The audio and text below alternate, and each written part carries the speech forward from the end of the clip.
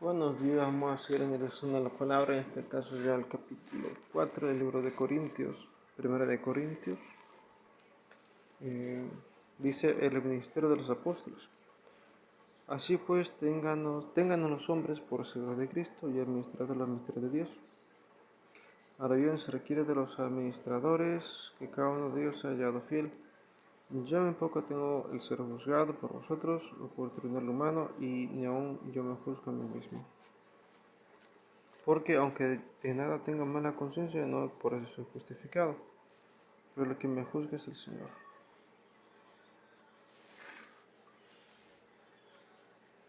Aquí Pablo habla de la obra que estaban haciendo los apóstoles.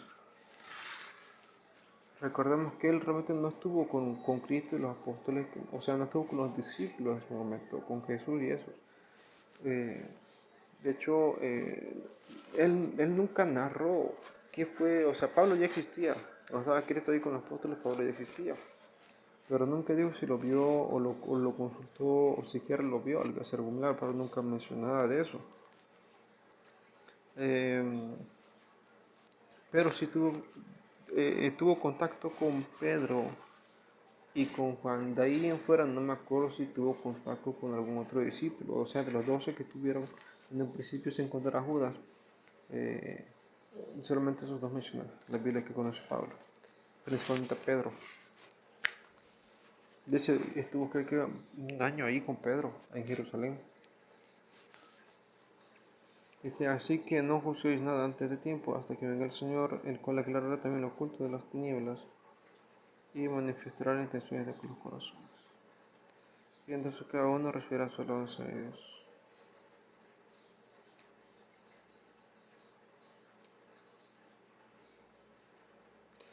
Aquí no juzgar, pero supongo que era de las personas. De hecho, nosotros no vamos a juzgar. Eh, Apocalipsis narra que los apóstoles juzgarán a las tribus de Israel, solo y solo las tribus de Israel.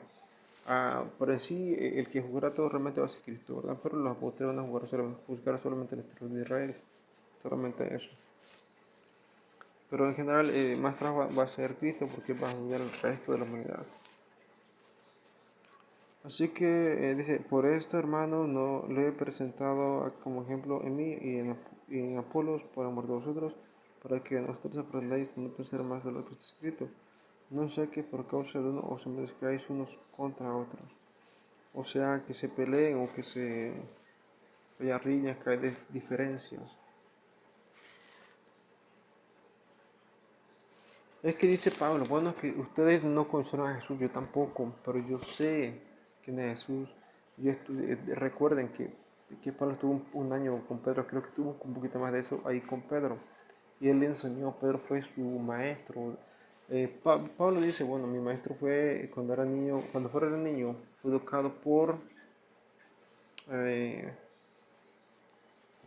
Gamaliel, ¿verdad? Pero ya de grande, cuando su discípulo de Cristo, fue Pedro. No tan solo Pedro, fueron otros varios, porque recordamos que Pablo era muy sociable, Pablo, incluso conocía generales romanos. Pero sí habla mucho de Pedro, Pablo, en sus cartas, lo menciona en algunas ocasiones, más que cualquier otro apóstol. Y, y a través de Pedro él conoce a Cristo, ¿verdad? Independientemente de que Cristo se haya revelado, que se le apareció cuando se quedó el caballo y esas cosas, aprendió de Jesús por Pedro, porque Pedro estuvo 3 años y medio con Cristo, ¿verdad? O sea, recordemos que Cristo estuvo 3 años y medio ahí haciendo milagros y todo eso, y ahí educó a sus discípulos, a los 12, a Pedro, a Juan, a Santiago y a esos, a los 12. Entonces, Cristo se va, muere, se va. Eh, y Pedro transmite ese conocimiento a Pablo y a otros muchos, ¿verdad? Debieron de haber vivido muchos otros más que estuvieron con Pablo, pero eh, la cosa es que como yo no estaba Cristo, él decía, bueno, yo sé cómo es Cristo, a mí me contaron cómo es Cristo, aprendan de mí. Pero de hecho el ser humano está hecho para reflejar la naturaleza de Dios.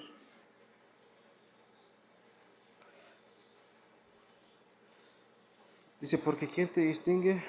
¿O, o qué tienes que no hayas recibido? Y si lo recibiste, ¿por qué te glorías como si no lo hubieras recibido?